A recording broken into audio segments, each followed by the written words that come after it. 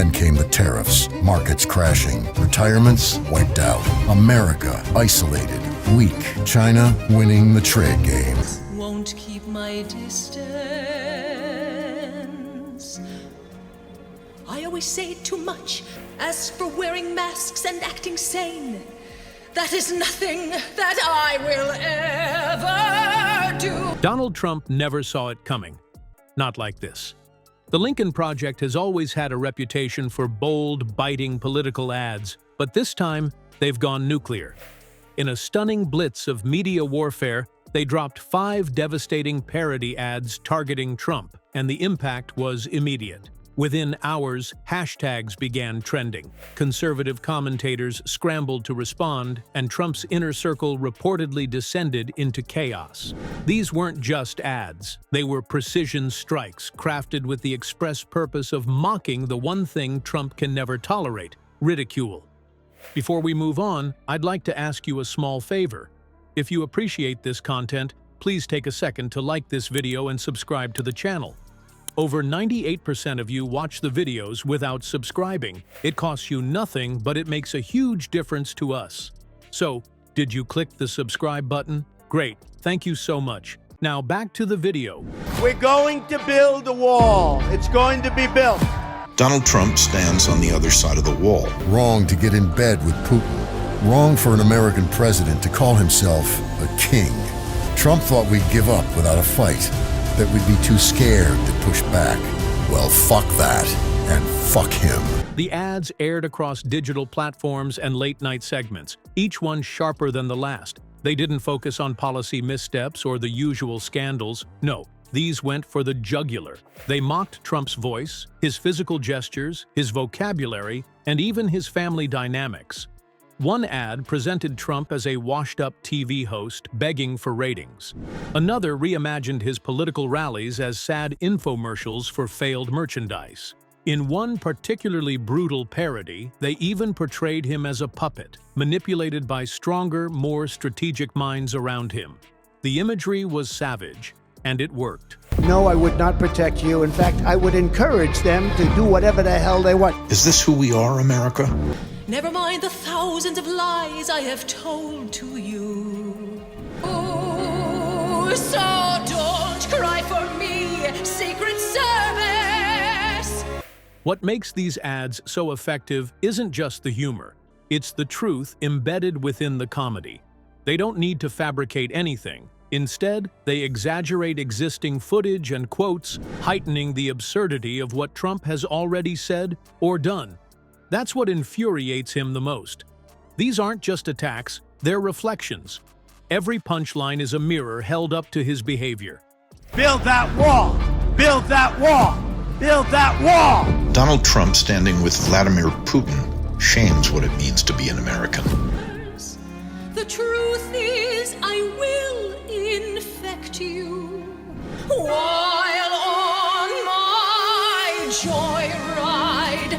I spread the virus. Insiders say Trump's response was swift and predictably unhinged. His social media accounts fired off a string of all-caps posts, accusing the Lincoln Project of being traitorous, un-American, and jealous of success. In private, the tone was reportedly darker. He demanded immediate retaliation, asking advisors why they hadn't anticipated such an assault. Aides were berated. Communications staff were told to fix the narrative. But it was already too late. The ads had gone viral, and the public had already chosen laughter over outrage. Which side of the wall are you on? Freedom or might makes right? America or Donald Trump? All through my tweeting, my mad existence, I broke my promise. Though COVID might just well kill you. Political analysts have long said that ridicule is Trump's kryptonite. He thrives on being feared, on being seen as powerful and untouchable, but comedy strips away all of that. It renders him small. These 5 ads didn't just criticize, they shrunk him. They made him the butt of the joke in living rooms across the country. For a man obsessed with image, that's worse than defeat. One ad spoofed Trump's infamous "I alone can fix it" declaration by turning it into a fake reality show pitch, where a clueless host ruins everything he touches, from casinos to steak brands to democracy. Another leaned into his legal troubles, presenting a fake courtroom drama complete with over-the-top reenactments of his indictments and depositions. Fired heroic generals, demanded loyalty over competence, turned the Justice Department into his revenge machine. Won't keep my distance. I always say too much. As for wearing masks and acting sane, that is nothing that I will ever do. The acting was intentionally campy, but the message was chilling. Trump isn't above the law, and the spectacle is catching up to him. The production quality of these ads was top-tier, blending Hollywood-level visuals with brutal political messaging. Voiceovers mimicked Trump's cadence so well that some viewers thought they were listening to actual leaked recordings. The sound design amplified every awkward pause, every mangled phrase, every moment of self-contradiction. The editing cut deep, weaving his public statements into surreal, self-defeating narratives. It was artful destruction. Even some conservative voices admitted, albeit reluctantly, that the ads were effective. They forced a conversation that Republicans didn't want to have. Should they continue to defend someone who's become a national punchline? Should they tie their political fortunes to a man being caricatured as a failing game show host? The Lincoln Project wasn't just attacking Trump. They were challenging the entire party to confront its own reflection. Trump's allies tried to mount a counteroffensive, launching statements, online rebuttals, and even counter-ads. But the tone felt stale, almost robotic. Against the Lincoln Project's creative firepower, traditional talking points felt lifeless. Audiences weren't interested in excuses or recycled slogans. They wanted catharsis. They wanted the comedy. And the Lincoln Project delivered. This isn't the first time they've taken aim at Trump, but there's something different about this round. There's a sharpness, a finality. It feels like they're not just trying to embarrass him, they're trying to end his viability as a political force. The ads suggest a man out of touch, out of control, and out of time. They don't portray a strong leader. They show someone melting down, losing grip, and desperately clinging to relevance. The timing couldn't be worse for Trump. Legal cases are piling up. Poll numbers are slipping in key demographics. Major donors are whispering doubts. And now, the cultural narrative is shifting. It's one thing to face political opposition.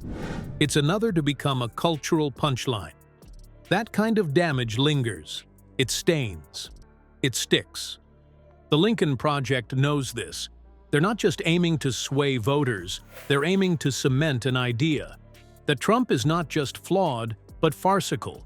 That behind the bluster is a man desperately pretending to be in control while everything around him crumbles. And once that idea takes root in the public imagination, no amount of rage posts can undo it. Social media exploded after the ad drops. Clips were shared by celebrities, activists, and even rival politicians. Late-night hosts incorporated segments into their monologues. Meme pages had a field day. For 48 hours, the internet turned Trump into a walking meme. And that kind of ridicule, the viral, laughing until it hurts kind, is almost impossible to recover from politically. Trump tried to shift the focus, calling media outlets enemies of the people, and declaring the ads illegally coordinated without offering any evidence. But the public wasn't buying it. They were too busy laughing, too entertained. The damage was already done. In the end, the Lincoln Project didn't need brute force. They didn't need a news scandal or leaked tape. All they needed was Trump being Trump, and the ability to turn it into satire. They held up the mirror, exaggerated just enough, and let the audience fill in the rest. And if the numbers are any indication, the audience loved what they saw.